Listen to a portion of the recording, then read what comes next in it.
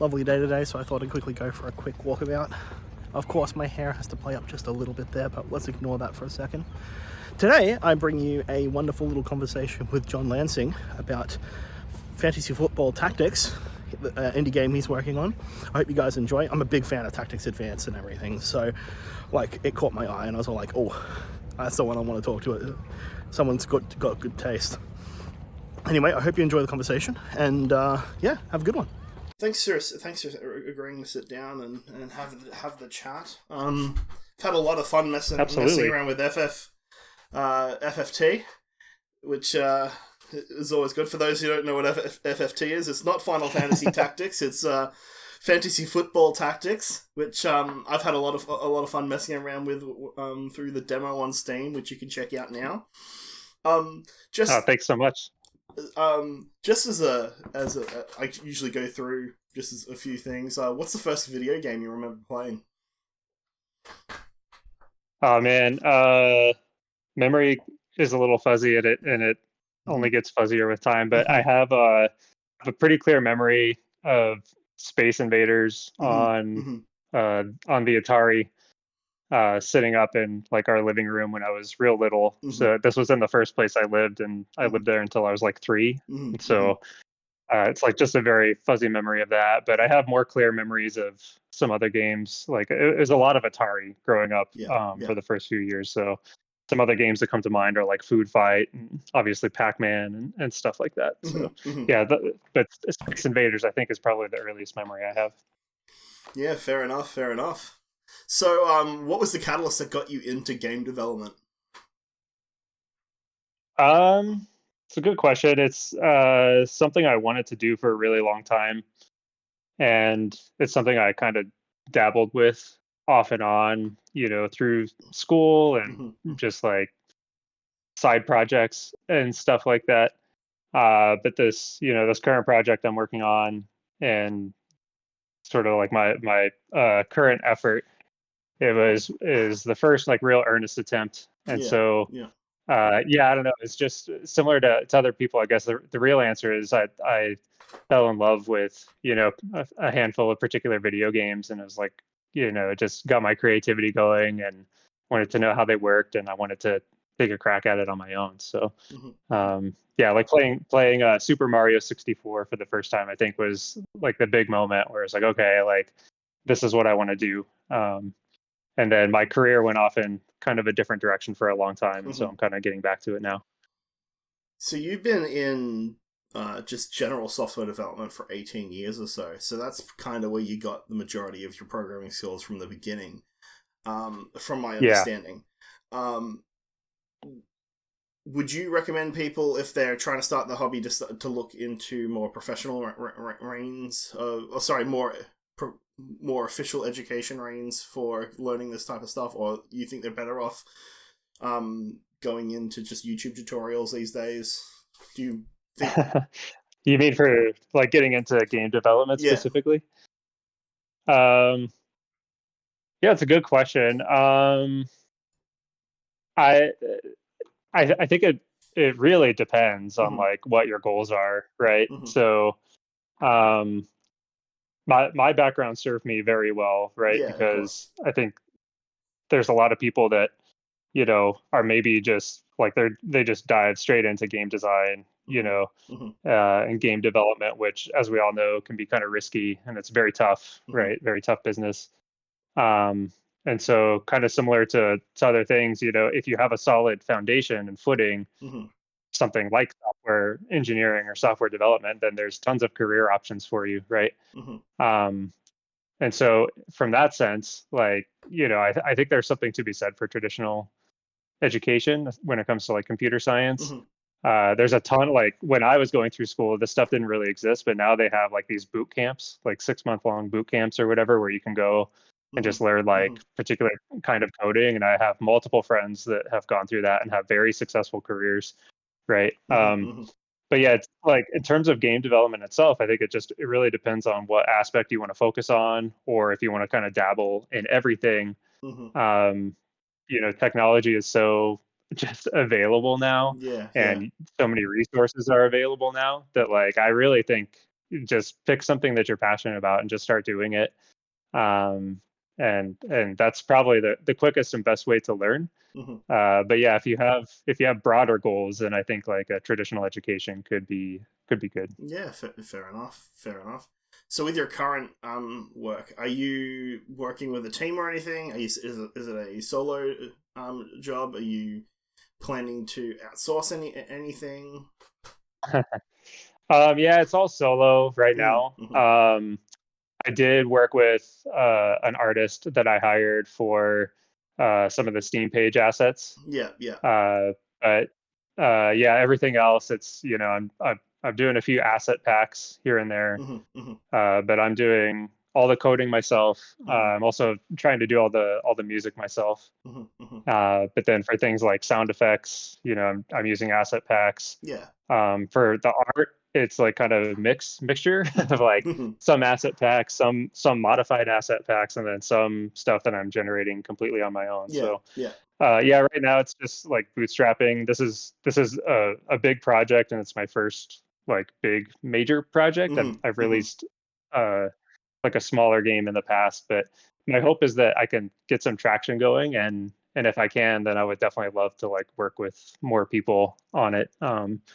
But for now, it's my sweat equity is enough until I can kind of get more people involved and find an audience for it. Yeah, I completely understand. With the work that I'm doing at the moment, I've told myself I need to have the game basically done. I need to have everything done before I start paying contractors to go in for music and art. That like Yes. I I have zero musical ability. I know what sounds good and what I know yeah, that's right, but I don't know how it's Uh-huh. right. That's just a gut feeling. So I definitely need to get a sound guy in at one point, and I definitely need someone in to do art portraits for characters and stuff that I have zero artistic ability in that regards either. So I know people are Yeah, gonna I have to can. come in at some point, but until I get to that point where I can say, hey, like this is almost done, like it's just waiting on your input. Like go ahead. Yeah. The last thing I want to do is get someone on board and be like, hey, here's the project here's a demo, isn't it great? And then them put their blood, sweat, and tears in, and then for whatever reason not be able to release it. So, Right. Yeah, yeah, it totally makes sense. mhm, And I think it's like the broader point with this, with especially with like solo indie game development and like just getting started, at least in my experience, it's like there's nothing but chicken and egg situations mhm, mhm, everywhere. Like, mhm. it's like you don't want to overinvest in something until there's kind of an audience, but you're not going to get the audience until you kind of overinvest. Yeah, Like, exactly right. um and so they just kind of like trying to straddle this line a little bit of like, quality is good enough to like start building an audience, to Mhm. start getting that feedback loop going, right? And it works in, with everything related to game development, I feel like so far. So I'm somewhere in the mushy middle of all of that stuff. Yeah, fair enough. I mean, this is my fourth game, and the because I didn't sit down in the trenches and be like, hey, check this out, everybody, build a community, spend that time. I just spent all my time sitting down in the trenches making these games that when I released, there was no one to release it to. Maybe Right. sell Yeah. like 4 copies to friends, but nobody else is really touching it.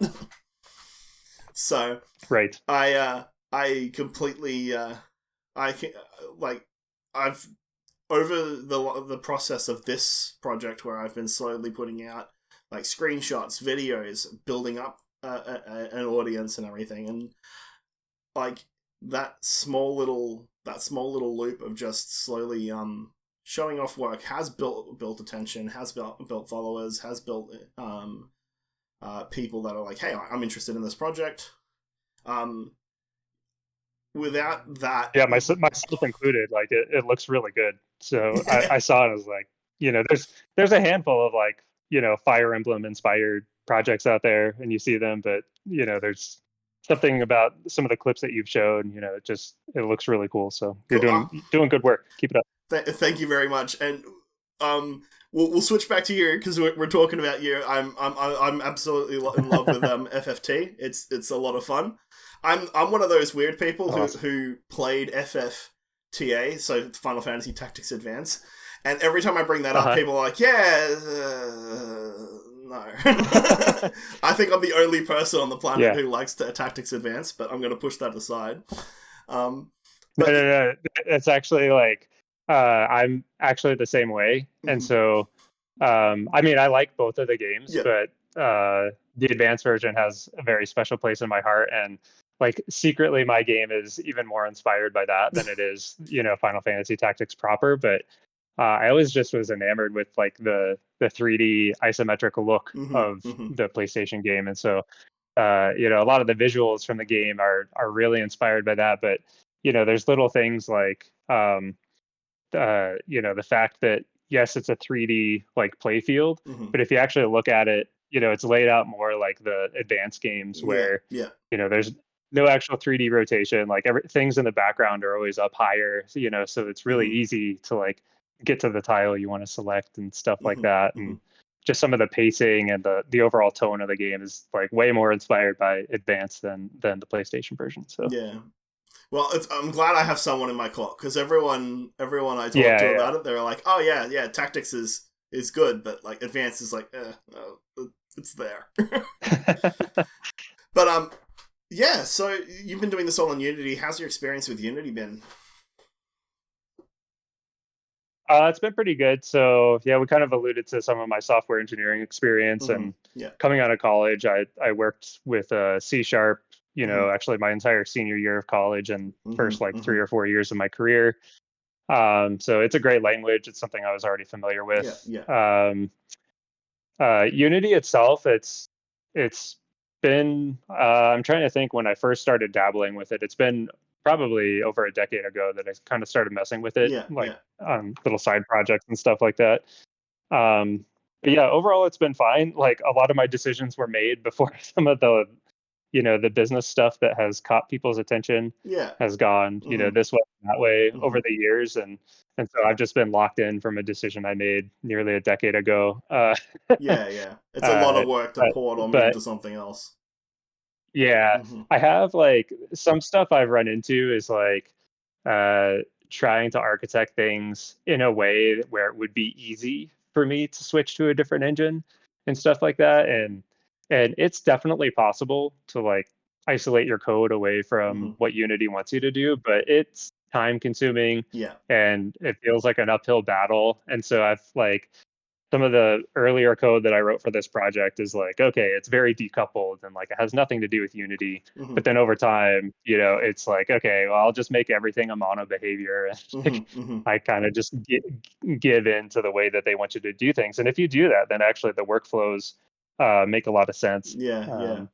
But it's a beast though. I mean, there's tons to it. And so I feel like I'm always learning new stuff and they're always updating versions. And I guess that's one other thing, like their UI frameworks right now, there's technically, I think 3 different ways to implement your UI. And like there's 2 different input systems. And so kind of this process of deprecating and like no longer supporting old code it's a long journey for them, I'm sure. And developers in the meantime kind of have decisions to make. So some of those things get a little confusing, but overall my experience with it has been really pleasant, and like the actual multi-platform support has worked out really well. Like the initial playtest for my game was also available on mobile platforms. And so like, and it was just the same code base with very little if checks or anything. So I've been pretty impressed. It's been good. That's good to hear. I've got experience working with mobile as well, and it's at first you think, mobile, it's going to be a completely different beast. How am I going to do this?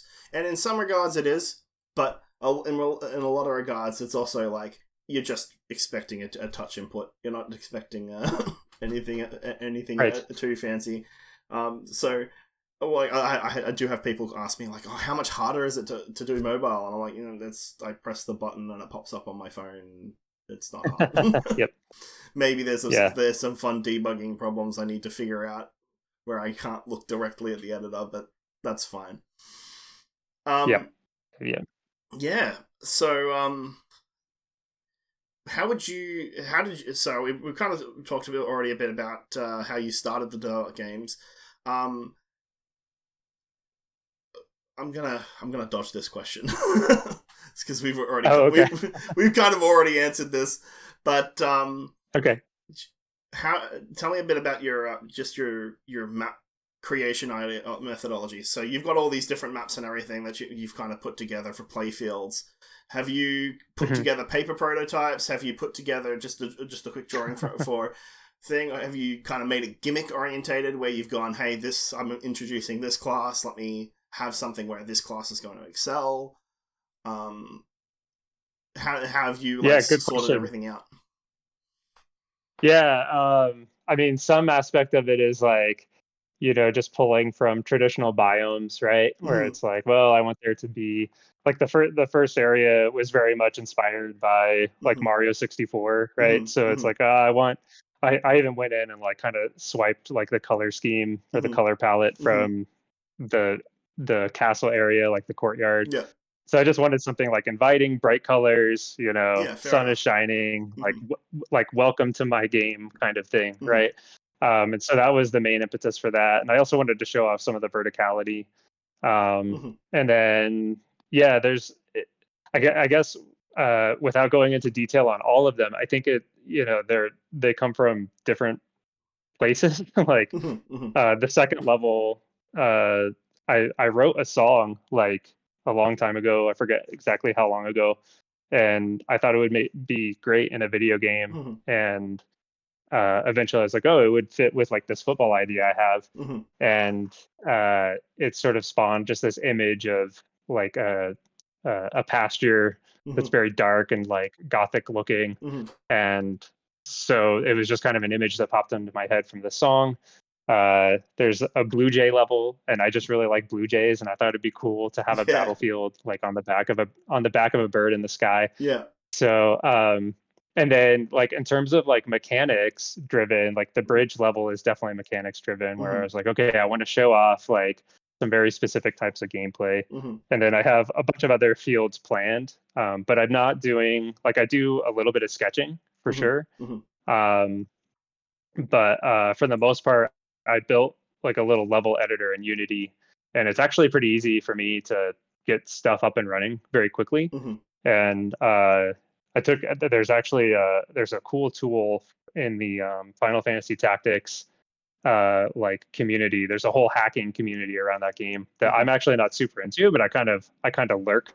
Yeah. And there's these tools that people have made for that game to actually build maps that you can like inject via emulation and stuff into Final Fantasy Tactics. And so there's a whole tool that there's like a YouTube video. I forget the name of it, but I watched this guy talk about how he constructs the maps for that, and I was like, oh, like I could do that for my game too. And so after building that, it's actually like I can get a blocked in level up and running, within minutes, and just test it out and see how it looks. So kind of going through like paper prototype process doesn't really, save me much time at the moment. Yeah, fair enough. Like you've just made the tools so accessible and so quick that you can be able to be like, all right, if I do need to make adjustments, it's quicker for me to draw it out and then make the adjustments on the fly. Yeah, fair enough. Exactly. I find myself in a similar camp because I've created just a little debug tile map, and then I just like it's Microsoft Paint, just click the thing I want, paint it. Oh, I want some mountains here, some forests here. Oh, this should be brought back a bit, and it's easier for me to kind of just get a raw canvas and then just start drawing all over it with the tiles than it is to write a paper prototype out, just because it takes the same amount of effort. Exactly. Yeah. And so, and there's like a little bit of a workflow sort of embedded into this, which is I can build a level, and it actually like there's no mesh data saved. It's sort of like tile data, and then I generate the 3D model like at runtime actually, and can kind of color it however I want.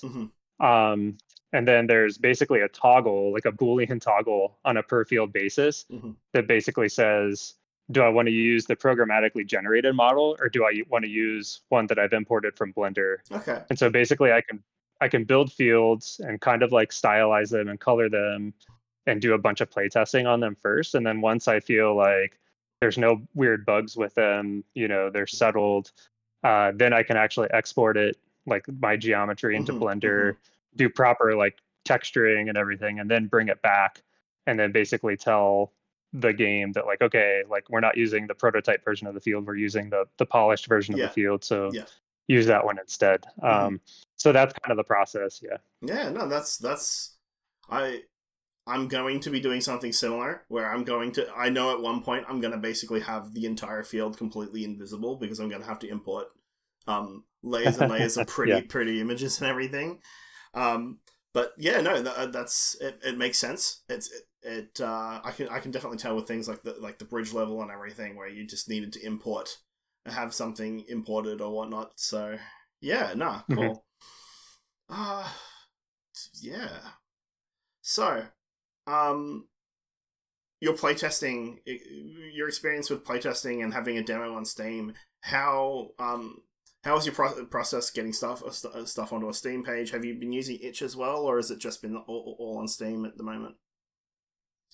I've just been doing Steam at the moment. And the experience has been good. Like, it's overwhelming to learn. So my background is very much like, I have not been a PC gamer really for like 20 years. And so I'm just kind of now getting back into it.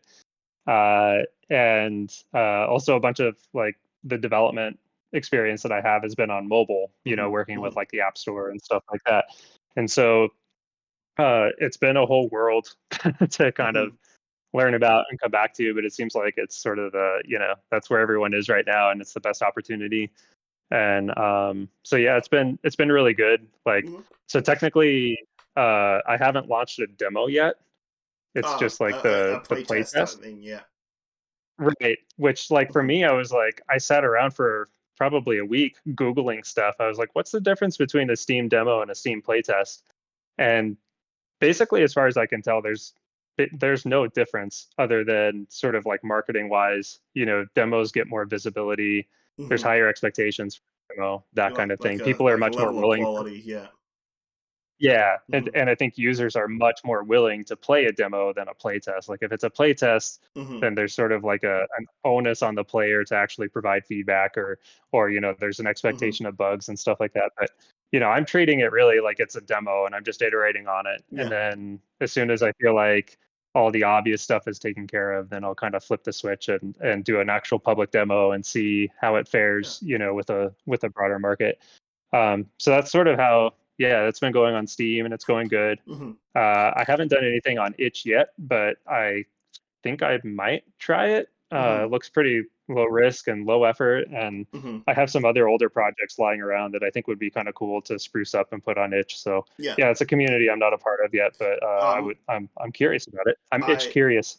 Itch curious. I'm in the same camp. I haven't actually. I only created an Itch account like a few days ago after a conversation with someone I had in the past, where they've put their details, their game up in there, and they've been getting playtest data from that. So I'm not too I'm not too sure about Itch either, but I've heard good things, and apparently the people there are really good at providing feedback and everything. Feedback seems to be the king. Like, if you can get some feedback, you're on the right track, or if you're on the wrong track and you need to course correct.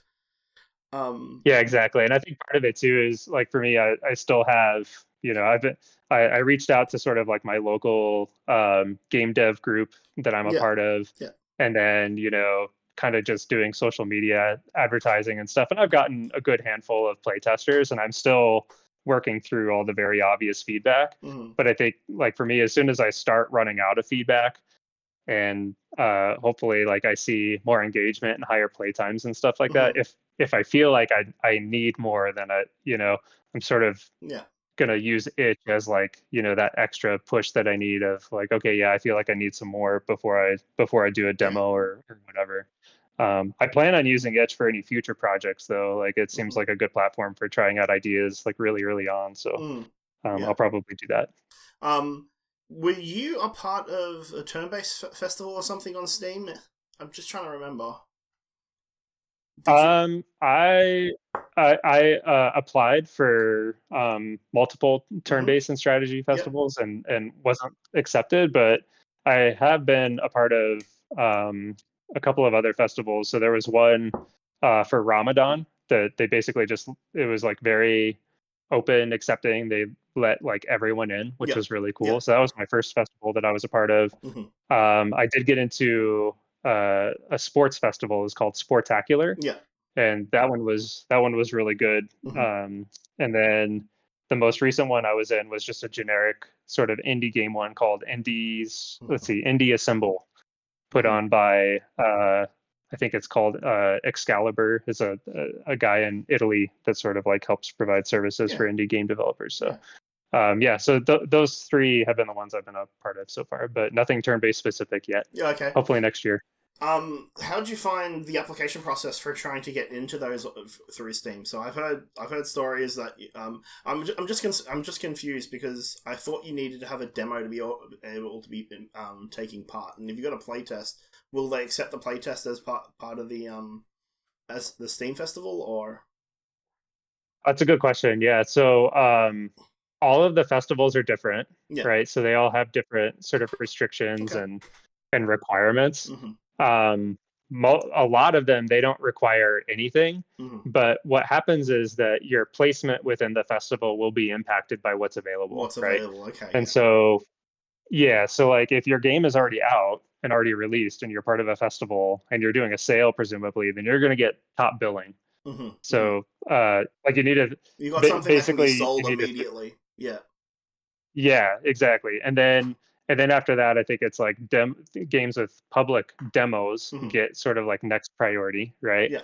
And then there's maybe some, unique curated picks or something. But then there's the lowest tier is just like upcoming games. And so they throw you into that bucket with all the other upcoming games, and you just kind of pray for wish lists. How'd you find the wish list process? Did you through those festivals? Did you get good conversions, or? There's noticeable bumps for every festival. The Sportacular one was by far the best. Because I think it was sort of the smallest festival with the biggest audience combination. So I got just loads of impressions on my page and a good bump in wish lists. But so that's been really helpful. Cool. For those who don't know, I while I haven't personally booted up my Steam Dev account yet, I'm going to.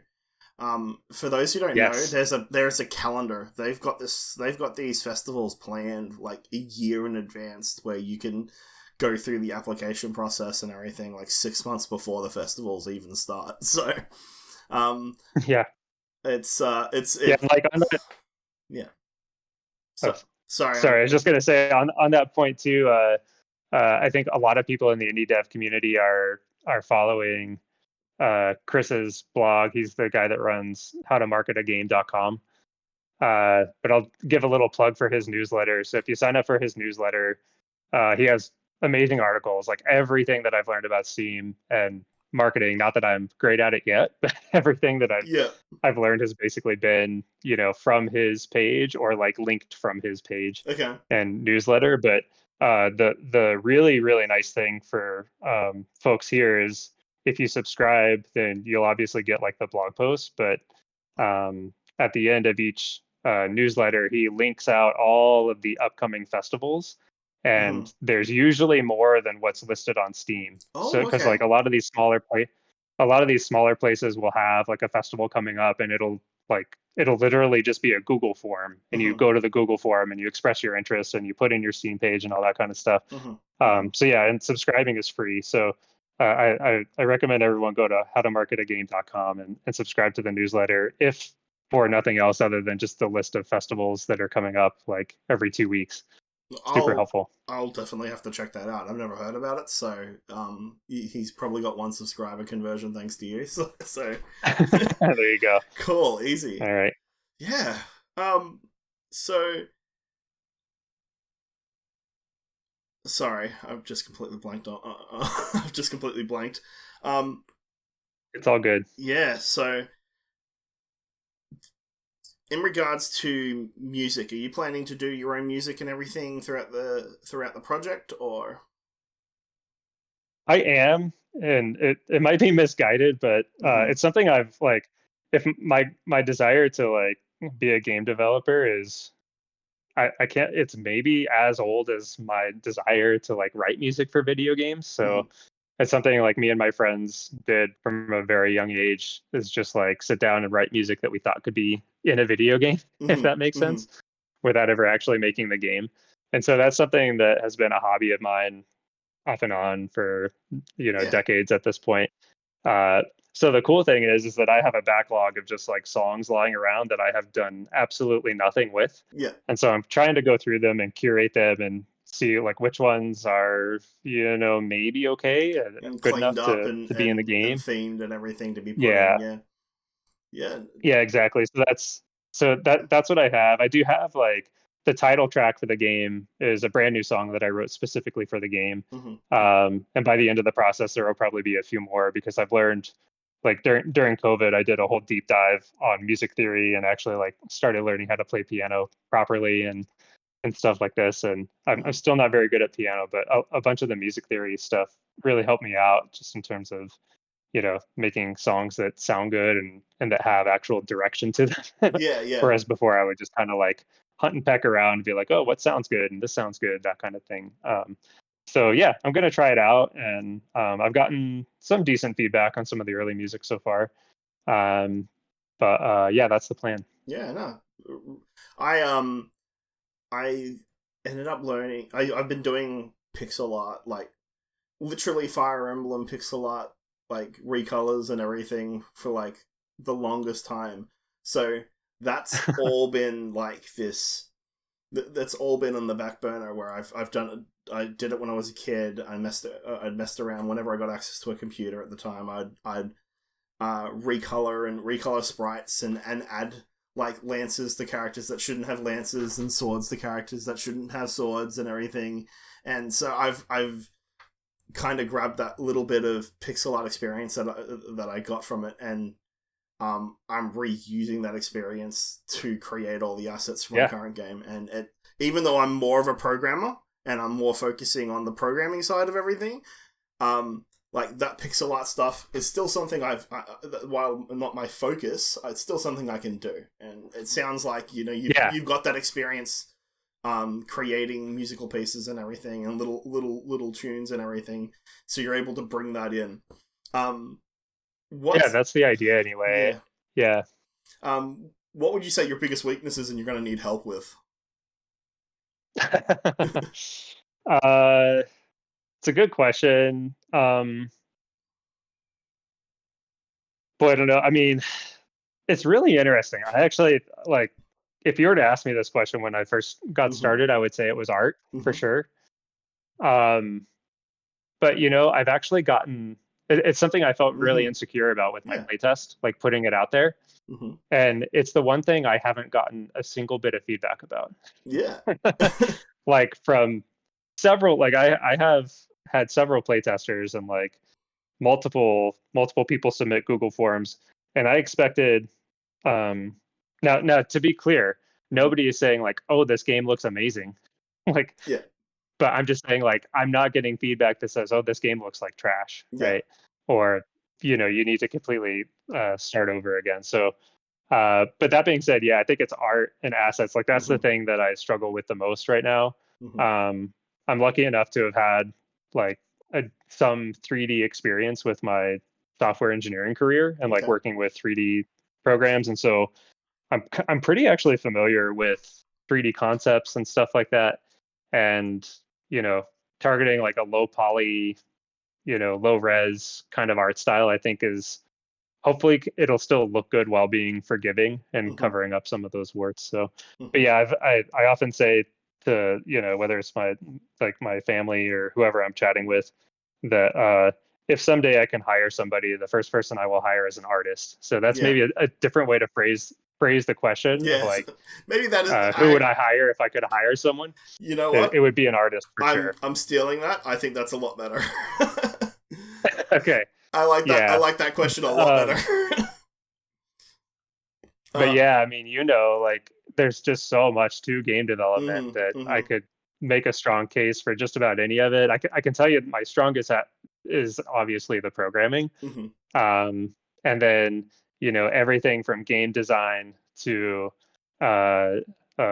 just like art and animation and sound and et cetera, et cetera. It's like, at a bigger studio, there's one person that does that job or more, right?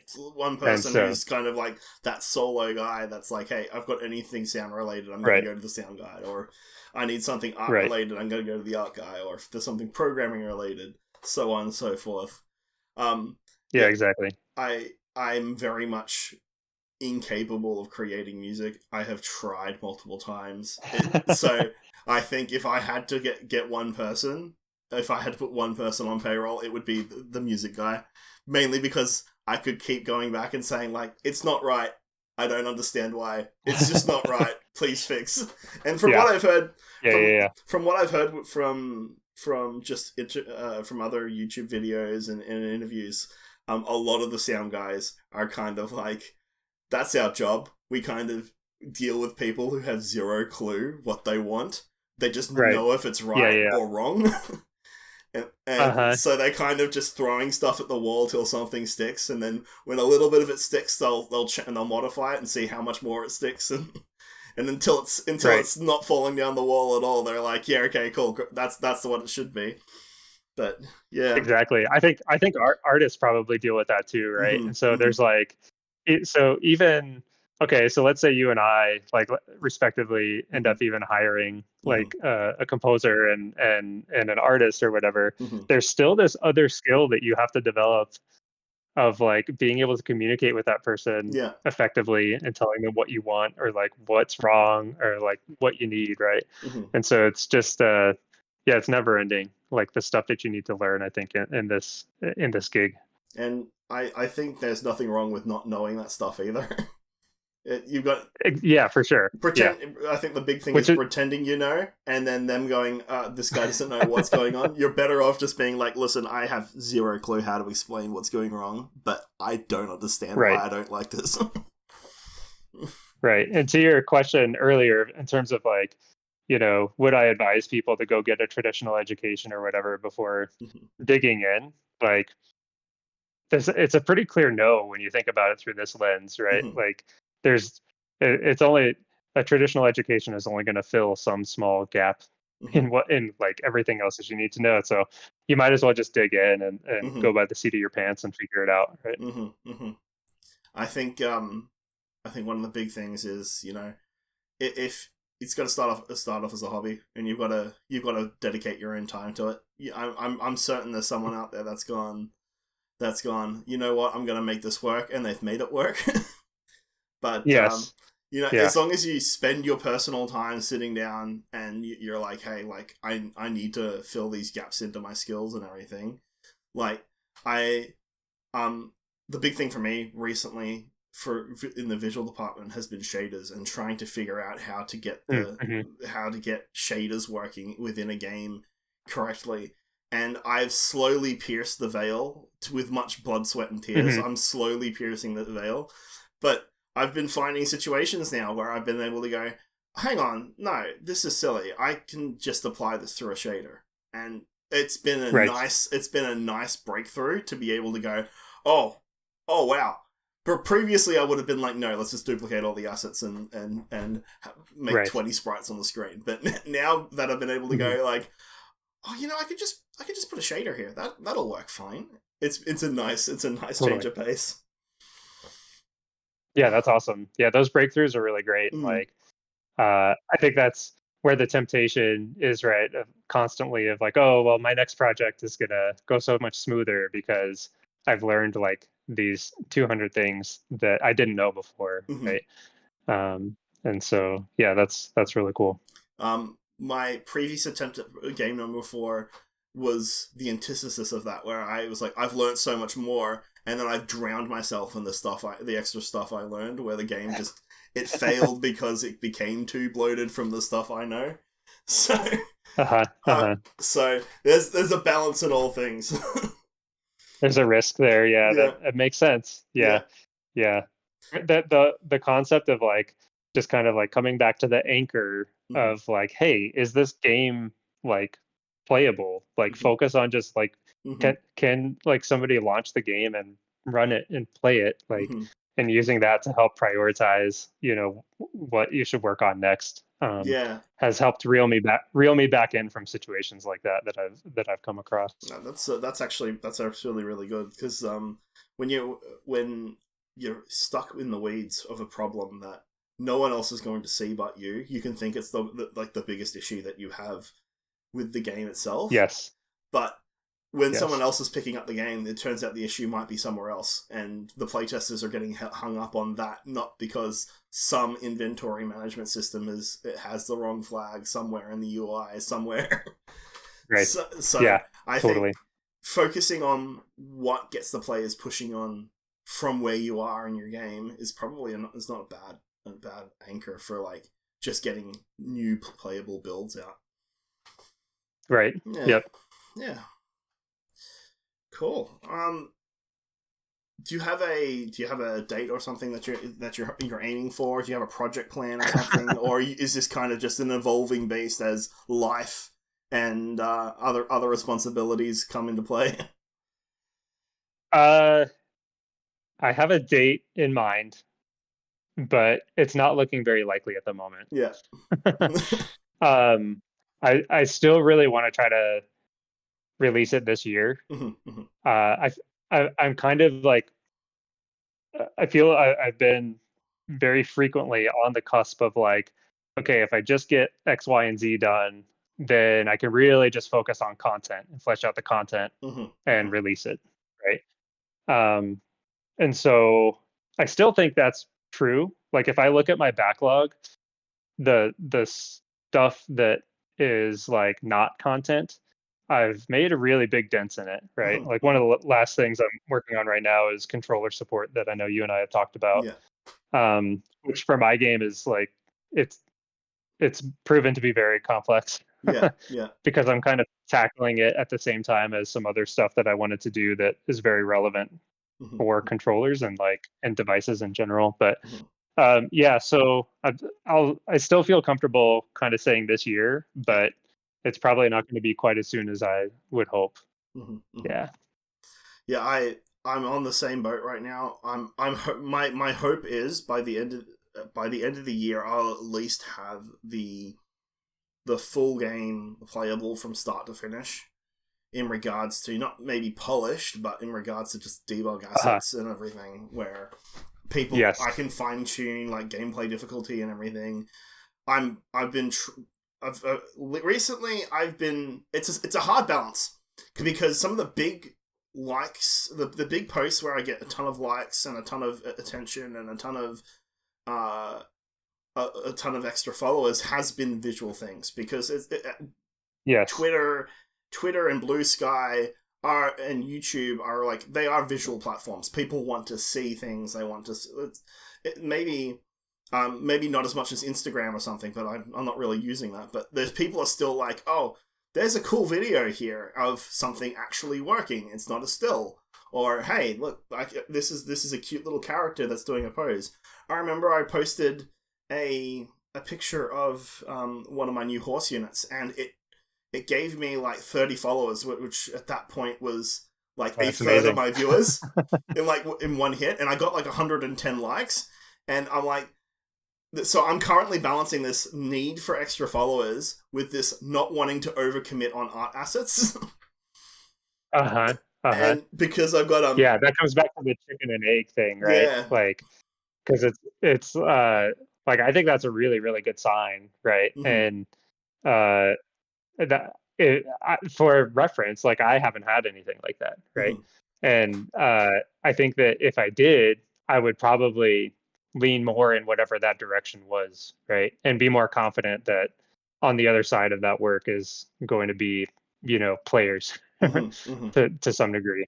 Um, but yeah, it's a a tough thing to balance for sure. I get it. I totally get it. And yeah, so I've been I've been doing this thing where I've kind of been doing like one step where I'm like, okay, if I have to do art assets, it's got to replace something that's been a placeholder asset. I know. Yeah. I at first I had a bunch of circles and dots with little icons next to them, so I could differentiate the units and everything. But as playtesters played the game, they were consistently misjudging what units were just because they didn't have a map icon. And I was like, oh, right. Like players playtesting right now are actively failing at my game because they're not visually seeing these things. So I even though I may have been doing a little bit of a pinch, I did copy like some of that stuff just for the playtests and everything from the GBA games. But I then ran into the opposite problem, where now people are just saying, well, this is just Fire Emblem. I'm like, well, it's not Fire Emblem. Right. You know, there's an extra system on top of it that's making it unique. And like, no, but like, right. I see Fire Emblem. So the big thing for me has been like, all right, I'm going to have to come in and like swap out assets that I'm borrowing in order for videos and screenshots and stuff to be like, hey, this is its own thing, instead of being like, hey, this is just me stealing stuff and trying to claim it as my own. Right. But I've had one or two people that have been like, this is just Fire Emblem, and I'm like, yeah, look, I've just had to flat out respond and say, you look, playtesters needed it, and some people are like, oh yeah, I guess that makes sense, and other people are just being rude on the internet, which there's always going to be people rude on the internet. Yeah, exactly. And it's like this whole playtesting thing too. It's like, you have to have a firm grasp of what are you trying to get out of it as the developer of the game, right? And then it has to be matched up with the right kind of audience to some extent, to where like, and this is something just even in general, like software prototyping, where they sort of found out that if you deliver something that has like a polished UI and you're testing out whatever thing, you're not really going to get the kind of feedback that you want. But if you deliver a prototype that looks like it was drawn with crayons and markers and stuff, then then people like sort of accept that it's not final art, right? Or not final design and stuff. And so maybe like what you could be running into is that it's like, well, you used like very polished, like intelligent, what is it? Intelligent Systems? Yeah, exactly. Actually, intelligent systems. Like art, right? And they're seeing that, and that like sort of puts their expectations up here. But if you had done, like super shoddy awful, MS like intentional, like intentionally awful, then people would be like, oh, okay, this is placeholder. And like, oh, he really just wants feedback on the systems, right? Then maybe it would be better. But yeah, I don't know. It's tough. It's a tough it's a tough balance. Thread to needle. Yeah, exactly. So I mean, I find that the art stuff to be super therapeutic. So like, if I've done a full day of programming, like doing the art stuff is just, I'm not expending any energy. I'm just consistently saving, importing, reloading until something comes forward, and I'm like, yeah, I'm happy with this now. I've seen concept art. I've seen concept artists and everything, build up these images and everything. And so far, my pixel art strategy has been keep slapping it against the wall until it works, and it seems to be working. But no, it's looking really good. You should definitely like bookmark those social media posts that are doing well, and use that to guide you on what to do for your theme screenshots and all that kind of stuff. That is an excellent idea, and I'm going to get my pen and just quickly go. Sorry, I'm stealing that right now instead of listening in post. Cool. Yeah, I think that's a good idea, because I mean, screenshots Steam page. Like I've done 3 games, and I'm always at the end of the road. I'm like, oh, now I've got to get screenshots and a banner, and I've got to put this together, and I'm already tired from the project, and I just want it done. And I feel like that's a really weak, because I'm so tired and I just want it done. It makes a really weak store page, And because people are seeing a really weak store page, they're like, I'm not gonna invest into my time or effort or resources into this. I really should go back into some of my old projects that I have on Google Play and the App Store and be like, okay, I've got to spruce this up, because otherwise people are going to be like, this is nothing.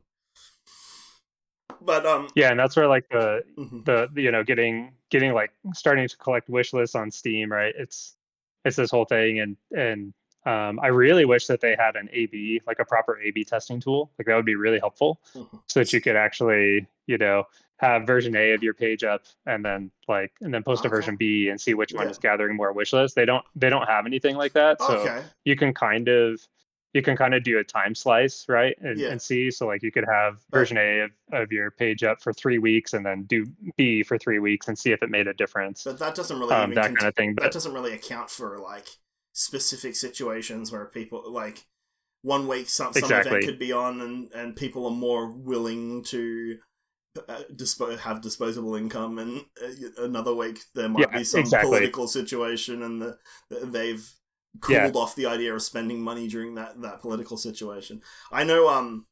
Does Google Play have an A/B situation?